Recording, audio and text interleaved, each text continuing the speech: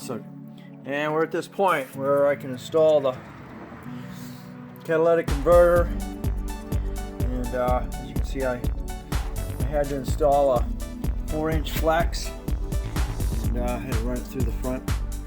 I had to weld it on that bad boy, and now we'll get it installed, and then you can see it's gonna splice right in there with that one, and I gotta go up in there. So, as you can see, now underneath the vehicle.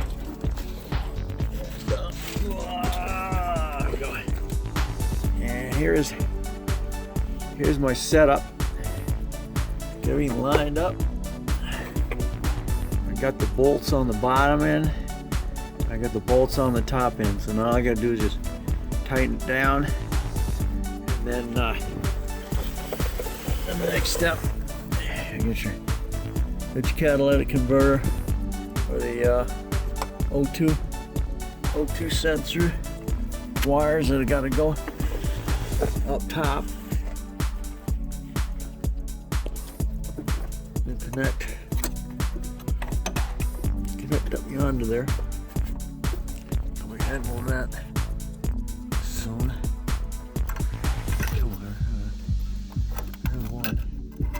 You got one here. What the hell the other one went? But just need a long extension. Half inch. So be able to do that. And get on those right there and tighten them up. The problem is being a backyard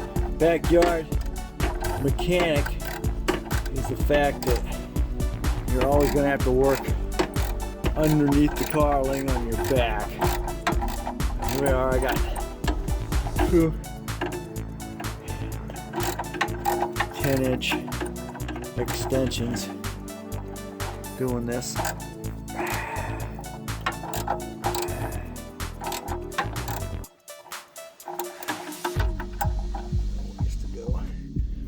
See.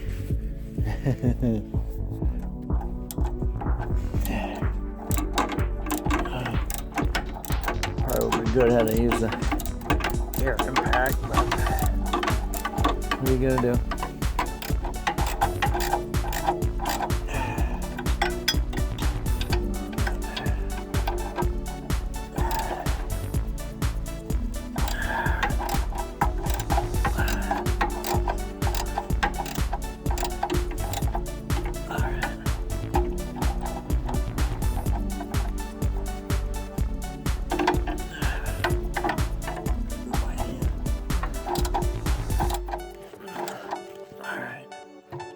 Alright, so here we go. Alright. Get that all hooked up. The catalytic converter. The O2 sensors are hooked up.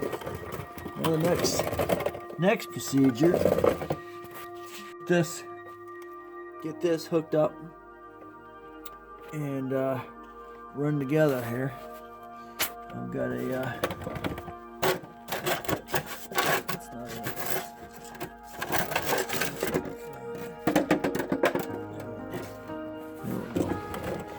and got the splice right there. We'll put it between them, and then eventually we'll clamp them down. Right, that little evolution, getting those bolts in, was with this combination right here, and here's 10. I want to be in a 1/2 inch on those bolts. I'm not sure exactly why, but I'm figuring that was a 13-inch socket that I was gonna use. Okay, so it takes care of that. I got that temporarily together. I'll get some clamps on it eventually, and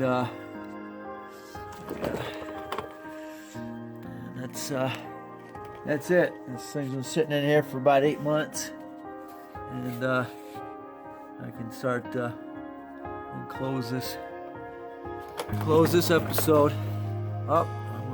Just a quick little continuation here. My exhaust. It's kind of the last thing I needed to do to this thing was to get this clamped with the splice, and then I found I needed to pull this up so it would stay secure.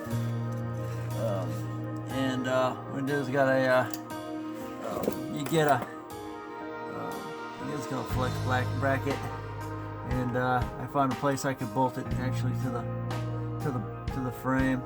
I think that's a seat bolt, but I didn't have to drill any holes or put any self tappers in there. So there you go, nice and secure. It's up off the ground, and make sure nothing's hitting and rattling under here.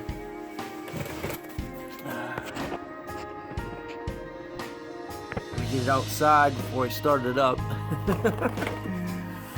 So that'll be my next evolution. Get the tires on it, and get this puppy outside and get her started. I gotta put antifreeze in it. There's a little all set here. In here, that looks lovely. And